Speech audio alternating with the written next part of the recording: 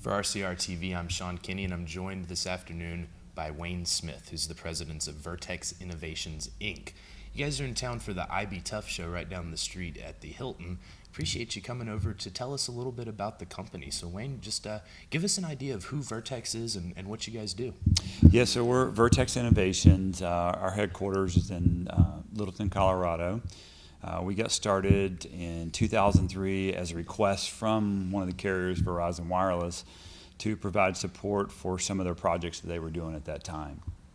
And with IB Tough, this is our third visit to Austin and IB Tough. We're a sponsor of the event. And our role is to highlight some of the services and things that we do for the carriers, and in this case, Verizon Wireless, and their network build-out. Okay, well, take us through some of the managed services that you offer to your carrier partners. Okay. Yeah, so getting started, Vertex provides engineering consulting services with the combination. It's kind of like a hybrid mix with software as a service. It kind of augments the professional services, which are project program management, construction management, to the term of we're really facilitators in getting the network ecosystem or infrastructure built. And those services have been key as technology has evolved and changed throughout the years. We've had professionals out there in multiple states running multiple projects, and it's been really successful for us. So what is the outlook for Vertex as we kind of move from the planning to the deployment phase of carrier small cell rollouts? And I'm also kind of thinking long term as we densify our networks ahead of an ultimate 5G standardization and commercialization. Seems like there's a lot of work that needs to be done in there. Yeah, there's a lot of infrastructure, and I think some key points to 5G and the new technology would be fiber to the cell site. It's an integral part. It's been termed as dark fiber in services. And at Vertex, we're kind of positioning ourselves to deliver those projects and look at it in a different way. And our approach is, through efficiency and software as a service and managing, we're able to build a lot more projects with a lot less folks, creating efficiency and cost savings for the carriers to deploy those technologies. As 5G approaches, the carriers are under pressure from a cost perspective to lower the cost of service and revenue as data usage increase. With those cost pressures, efficiencies are going to be the target for our whole ecosystem for the next years to come. As 5G approaches, a lot of the initial talk is the fact that in order to deploy 5G, it should be a substantial cost reduction for the carriers to manage that service. Not only as far as capital infrastructure, I think your yearly capital spends will start to decline over the next few years. Operation costs will also reduce because of smart networks, optimization, multi-band antennas, and those things that are associated with that. Okay, and specific to IB Tough, this is the In-Building Technology Users Forum for the folks not familiar. It seems to me that sort of these in-building connectivity solutions are really going to be the next wave of build-outs that we see. What are some of the dynamics in regards to small cell deployment as it goes from a carrier that's pursuing this and an enterprise that's pursuing this? Okay, great question. I think a lot of times with the carrier's perspective is can it be operationally managed? A lot of times in the enterprise environment, it is a company or organization that maintains the property. There comes it's tough for a carrier to come in and just light the property. So I think what you'll see is a collaboration effect of carriers working more with enterprise customers, and the collaboration will be, okay, let's put in a neutral host system that we can connect to provide our service to our customers and your clients. So that's more or less the collaboration piece of small cell.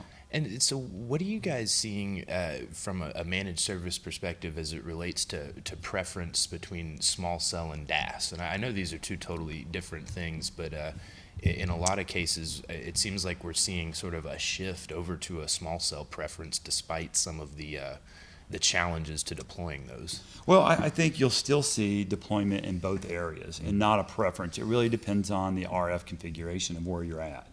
So a lot of folks think small cell, reduced cost. A lot of the same hurdles that involve a macro cell or a DAS system still involve small cell. Real estate, power, and fiber to the location. I think over a period of time, the DAS venue, there'll always be a great fit for some clients. And then small cell will come in and fill the need in other cases. But as we move forward, you'll see a combination of DAS, small cell, ODAS, and macro builds. So the macro build, is still a very important part of the network. It'll still be done. DAS systems, it depends on where it is and what the venue.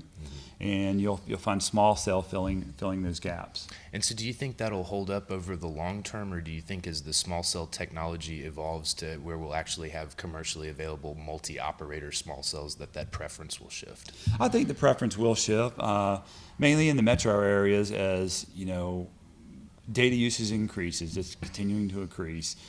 Small cell footprints will come into play, whether it's a CRAN type configuration or other configurations.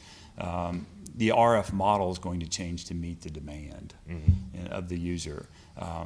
Over a period of time, I think we'll see reduced capital expenditure on macro or larger type projects because they'll pretty much exist.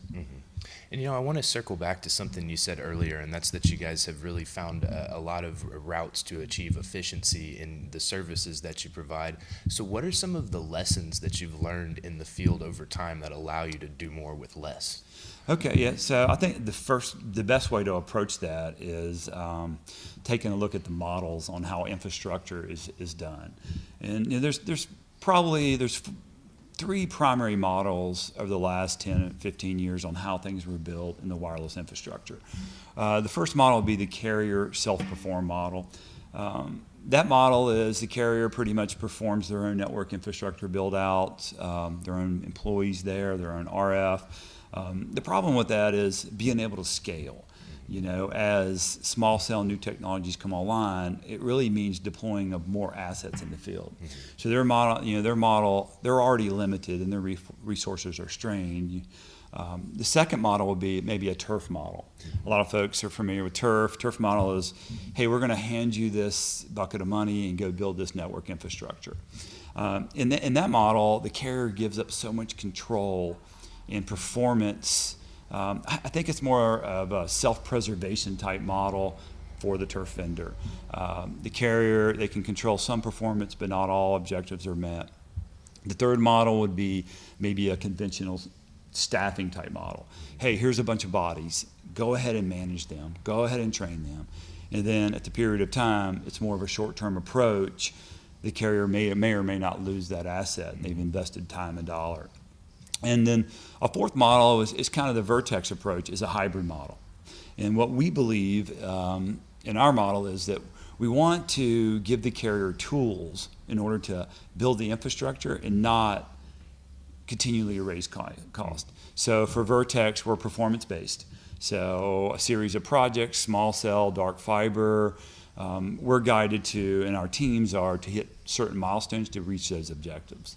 What's great about that is that we've been innovating also on the software as a service front. And where other firms have a one size fits all, our applications are specific to certain goals of the project. So we'll develop software as a service tools. Why that's important, it allows cross collaboration of the whole team. So for instance, you're a carrier, you're an RF engineer, you could be a subcontractor that installs the stuff in the field.